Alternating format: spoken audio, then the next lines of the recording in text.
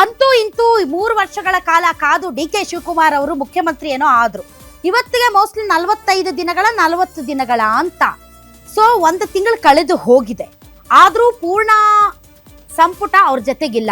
ಅವ್ರು ಬಂದಿದ್ದೆ ತಡ ಏನು 100 ಮೀಟರ್ ಸ್ಪೀಡ್ ಓಡ್ತಾ ಇದ್ದಾರೆ. ಆದ್ರೆ 20 ಖಾತೆಗಳ ಭಾರದಿಂದ ಅವರ ಓಟದ ಸ್ಪೀಡ್ ಕಡಿಮೆ ಆಗ್ತಾ ಇದೆ. ಯಾಕೆ ಅಂದ್ರೆ 20 ಖಾತೆಗಳನ್ನ ನಿರ್ವಹಿಸಬೇಕಲ್ಲ. ಕಳೆದ 40 ದಿನಗಳಿಂದ ನಿರ್ವಹಿಸಿದ್ದಾರೆ. ಏನೋ ಇವತ್ತೋ ನಾಳೋ ಸಚಿವ ಸಂಪುಟ ಪೂರ್ಣಾವಧಿ ವಿಸ್ತರಣೆ ಆಗತ್ತೆ ಅಂತ ಅವರು ಕೂಡ ಅಂದ್ಕೊಂಡಿದ್ರು. ಪಾಪ ಲಿಸ್ಟ್ ಇಟ್ಕೊಂಡು ಹೋಗಿದ್ರು. ಸಿದ್ದರಾಮಯ್ಯನವರೊಂದು ಲಿಸ್ಟ್, ಇವರೊಂದು ಲಿಸ್ಟ್, ಹರಿಪ್ರಸಾದ್ ಅವರೊಂದು ಲಿಸ್ಟ್, ರಾಹುಲ್ ಗಾಂಧಿ ಅವರು ಎಲ್ಲ ಲಿಸ್ಟ್ ನೋಡ್ಬಿಟ್ಟು ಒಟ್ಟು ಜನರನ್ನು ಸೇರಿಸಿದ್ರೆ 20ಕ್ಕೆ 80 ತಂದಿದ್ದೀರಲ್ರಿ. 3 ಜನ ಕುತ್ಕೊಂಡು ಒಂದ್ ಲಿಸ್ಟ್ ಮಾಡ್ಕೊಂಡ್ ಬನ್ನಿ, ಎಲ್ಲ ಹಳೆ ಫೇಸ್ಗಳೇ ಹಿಡ್ಕೊಂಡ್ ಬಂದಿದ್ದೀರಾ, ಹೊಸ ಯಂಗ್ ಯೂತ್ ಫೇಸ್ಗಳನ್ನ ಹಿಡ್ಕೊಂಡ್ ಬನ್ನಿ ಅಂತ ಅಂದ್ರಂತೆ. ಅಷ್ಟರಲ್ಲಿ ಮಲ್ಲಿಕಾರ್ಜುನ್ ಖರ್ಗೆ ಅವರಿಗೆ ಒಂದ್ ಸ್ವಲ್ಪ ಪರ್ಸನಲ್ ಪ್ರಾಬ್ಲಮ್ ಇದ್ದದ್ರಿಂದ ಅವ್ರು ಬೆಂಗಳೂರಿಗೆ ವಾಪಸ್ ಬರ್ಬೇಕಾಯ್ತಂತೆ.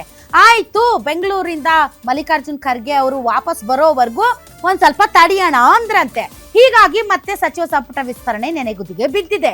ಹಾಗ ನೋಡಿದ್ರೆ ಬರ ಅಂತ ಈ ಹಿಂದೆನೆ ಡಿ ಕೆ ಶಿವಕುಮಾರ್ ಅವರು ಕೇಂದ್ರಕ್ಕೆ ಪತ್ರ ಬರೆದಿದ್ದಾರೆ. ವೀಕ್ಷಕರನ್ನ ಕಳಿಸಿ ಅಂತ. ಮುಂಗಾರು ಮಾಯ ಆಗಿದೆ, ಎಲ್ಲೂ ಮಳೆ ಇಲ್ಲ. ದಿನ ಬೆಳಗಾದ್ರೆ ನಾನು ನಮ್ಮ ತಾಯಿಗೆ ಸೂಪರ್ ಡ್ಯಾಮ್ ತುಂಬ್ತಾ ಅಂತ ಫೋನ್ ಮಾಡಿ ಕೇಳಿದ್ದೆ ಬಂತು, ಮಳೆನೂ ಅಲ್ಲಿ ಬರ್ತಾ ಇಲ್ಲ. ಇಂತಹ ಸಂದರ್ಭದಲ್ಲಿ ಜಿಲ್ಲೆಗೊಬ್ರು ಸಚಿವರಿದ್ರೆ ಅಲ್ಲಿಯ ದುಃಖ ದುಮ್ಮಾನಗಳನ್ನ ಆಲಿಸಬಹುದು ಅಂತಂದ್ರೆ ಇರೋ ಸಚಿವರಿಗೆ 2-3 ಜಿಲ್ಲೆಗಳನ್ನ ಕೊಟ್ಟು ಪಾಪ ಅವ್ರು ಹೋಗಂಗಿಲ್ಲ, ಬಿಡಂಗಿಲ್ಲ. ಪೂರ್ಣಾವಧಿ ಸರ್ಕಾರ ಇಲ್ಲ, ಪೂರ್ಣಾವಧಿ ಶಾಸಕರು ಇಲ್ಲ, ಪೂರ್ಣ ಪ್ರಮಾಣದ ಸಂಪುಟ ಇಲ್ಲ. ಪೂರ್ಣ ಪ್ರಮಾಣದ ಸಂಪುಟ ಇಲ್ಲ. ಯಾರನ್ನ ಕೇಳೋದು, ಯಾರನ್ನ ಬಿಡೋದು ಗೊತ್ತೇ ಇಲ್ಲ. ಹೀಗಾಗಿ ಏನೋ ಈಗ ಮತದಾನ ನಡೆದು ಸರ್ಕಾರ ರಚನೆ ಮಾಡಿ ಅಳದು ತೂಗಿ ಯಾರನ್ನ ತಾಬೇಕು ಅಂತ ಹನಿಮೂನ್ ಪೀರಿಯಡ್ ಅಲ್ಲಿ ಇರ್ತಾರಲ್ಲ, ಹಂಗಿದೀನಿ ಅಂತ ಅನ್ಕೊಂಡಿದ್ದಾರೆ ಅಂತ ಅನ್ಸುತ್ತೆ. ಪಾಪ ರಾಹುಲ್ ಗಾಂಧಿ ಅವ್ರು ಮತ್ತೆ ಎಲ್ಲಿಗೋ ಹೋಗ್ಬೇಕಂತೆ. ಇನ್ನು ಮತ್ತೆ ಅವ್ರು ಬರೋವರೆಗೂ ಕಾಯ್ಬೇಕು. ಎಂತ ಪರಿಸ್ಥಿತಿ ರೀ ಕರ್ನಾಟಕದ್ದು. ಅಷ್ಟು ಬಹುಮತದಿಂದ ಅಧಿಕಾರಕ್ಕೆ ಬಂದ ಒಂದು ಸುಸ್ಥಿರ ಸರ್ಕಾರ ಈ ರೀತಿ ಒದ್ದಾಡಬೇಕೆ?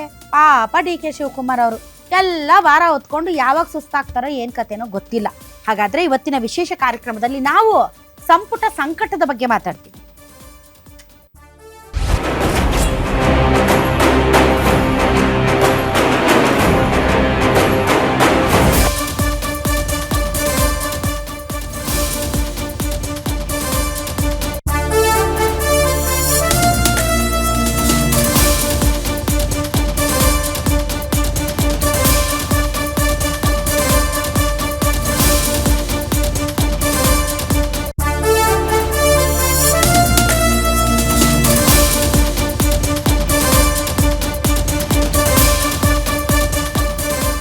ರಾಜ್ಯದಲ್ಲಿ ಬರದಿಂದ ಜನ ತತ್ತರ. ಮಂತ್ರಿ ಭಾಗ್ಯಕ್ಕಾಗಿ ಶಾಸಕರ ಚಿತ್ಕಾರ. ಖಾಲಿ ಇರೋದು 20 ಸೀಟು. ಸಚಿವ ಸ್ಥಾನಕ್ಕಾಗಿ 40ಕ್ಕೂ ಹೆಚ್ಚು ಮಂದಿ ಫೈಟು. ಹಿರಿಯರು ವರ್ಸಸ್ ಕಿರಿಯರು. ಕಗ್ಗಂಟಾದ ಮಂತ್ರಿ ಸ್ಥಾನ. ಬಂಡಾಯದ ತಲ್ಲಣ. 3 ನಾಯಕರಿಂದ 3 ಲಿಸ್ಟ್. ಹೈಕಮಾಂಡ್ ಕೂಡಲೇ ಇಲ್ಲ ಯಾವುದೇ ಟ್ವೀಟ್ಸ್. ಬೆಂಗಳೂರಿಗೆ ಖರ್ಗೆ ವಾಪಸ್. ಮುಂದೂಡಿಕೆ ಆಯ್ತು ಕ್ಯಾಬಿನೆಟ್ ಸರ್ಕಸ್. ಡೆಲ್ಲಿ ಡೀಲ್ ಮುಂದಿನ ವಾರಕ್ಕೆ ಶಿಫ್ಟ್. ಸಂಪುಟ ಕಸರತ್ತು ಸದ್ಯಕ್ಕೆ ಸೈಲೆಂಟು. ಇದು ಜನರ ಹಿತ ಕಾಯುವ ಸರ್ಕಾರವಲ್ಲ, ಸ್ವಹಿತಾಸಕ್ತಿ ಕಾಯುವ ಸರ್ಕಾರ. ಬರಗಾಲದಲ್ಲೂ ಕುರ್ಚಿಗಾಗಿ ಕಚ್ಚಾಟ. ಕಾಂಗ್ರೆಸ್ ವಿರುದ್ಧ ವಿಪಕ್ಷಗಳ ಆರ್ಭಟ. ದಿಲ್ಲಿಯಲ್ಲಿ ಬೀಡು ಬಿಟ್ಟ ಸರ್ಕಾರ. ರಾಜ್ಯದ ಜನತೆಗಿಲ್ಲ ಬರ ಪರಿಹಾರ. ಜನರ ಕಷ್ಟ ಪರಿಹರಿಸಲು ಸಚಿವರೇ ಇಲ್ಲ. ಇವರದ್ದು ಬರೀ ಡೆಲ್ಲಿ ಪ್ರದಕ್ಷಿಣೆ ಅಷ್ಟೇ. ಮಳೆ ಇಲ್ಲ, ಬೆಳೆ ಇಲ್ಲ. ಬರದ ನಡುವೆಯೂ ಇನ್ನೆಷ್ಟು ದಿನ ಈ ಸರ್ಕಾರ?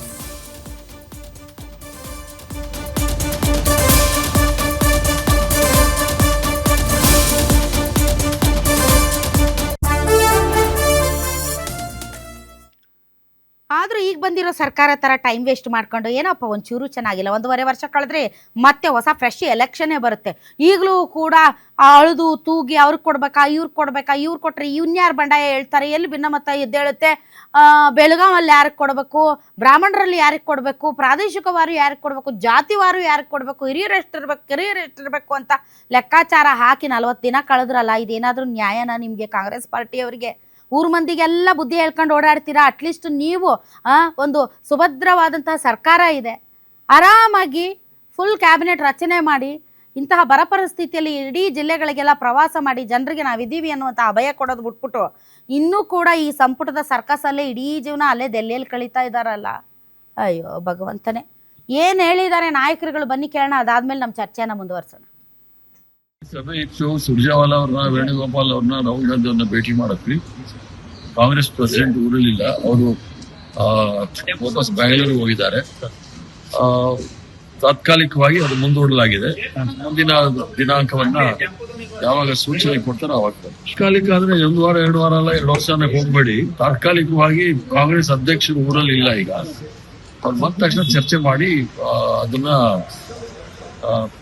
ಪ್ರಕ್ರಿಯೆ ಸಂಪೂರ್ಣವಾಗುತ್ತೆ. ಕಾಂಕ್ರೀಟು आज chief minister Shri DK Shiv Kumar, पूर्व मुख्यमंत्री और कांग्रेस कार्य समिति के सदस्य श्री सिद्धारमैया, हमारे PCC president Shri BK Hariprasad और बहुत सारे हमारे मंत्रीगण और सीनियर कांग्रेस के नेता आज दिल्ली आए थे।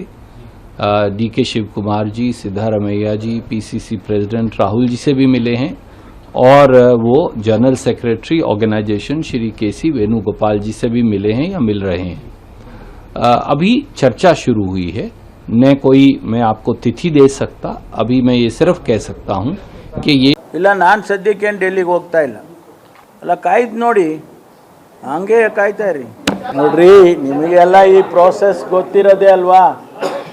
ನಿಮಗೆಲ್ಲಪ್ಪ ಈ ಪ್ರೋಸೆಸ್ ನಿಮಗೆಲ್ಲ ಗೊತ್ತಿರೋದೆ.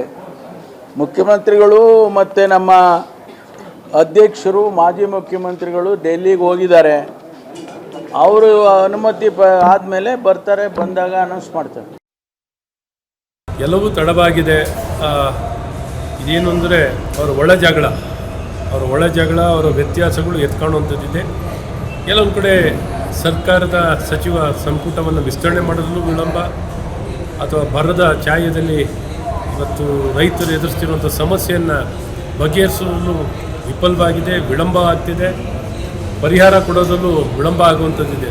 ಪ್ರಧಾನಮಂತ್ರಿಗಳಿಗೆ ಬರೆಯುವಂಥ ಪತ್ರ ಬರೀಲಿ, ಆ ಪರಿಹಾರವನ್ನು NDRFನಲ್ಲಿ ತಗೊಳ್ಳಿ, ಆದರೆ ಅಲ್ಲಿವರೆಗೂ ಕಾಯುವಂಥದ್ದು ಏನಿಲ್ಲ. ಫಸ್ಟ್ ವಿತರಣೆಯನ್ನು ಮಾಡಿ. ಸಮರ್ಥ ಸರ್ಕಾರ ಇದ್ದಿದ್ದಕ್ಕೆ ಯಾವುದೇ ರೀತಿಯಾದಂಥ ಡಿಸಿಷನ್ಗಳು ಆಗ್ತಾ ಇಲ್ಲ. ಬಹಳಷ್ಟು ಕಡೆ ತೀವ್ರವಾದಂಥ ಬರ, ಕುಡಿಯೋ ನೀರಿನ ಸಮಸ್ಯೆ ಇದೆ. ಜಿಲ್ಲೆಗೊಬ್ಬ ಮಂತ್ರಿ ಇಲ್ಲ, ಪ್ರಮುಖ ಜಿಲ್ಲೆಯಲ್ಲಿ ಮಂತ್ರಿಗಳೇ ಇಲ್ಲ. ಇದರ ಪರಿಣಾಮವಾಗಿ ಜನರ ಬವಣೆಗಳನ್ನ ಕೇಳೋರಿಲ್ಲ. ಮೇವು ಎಷ್ಟಿದೆ ಗೊತ್ತಿಲ್ಲ,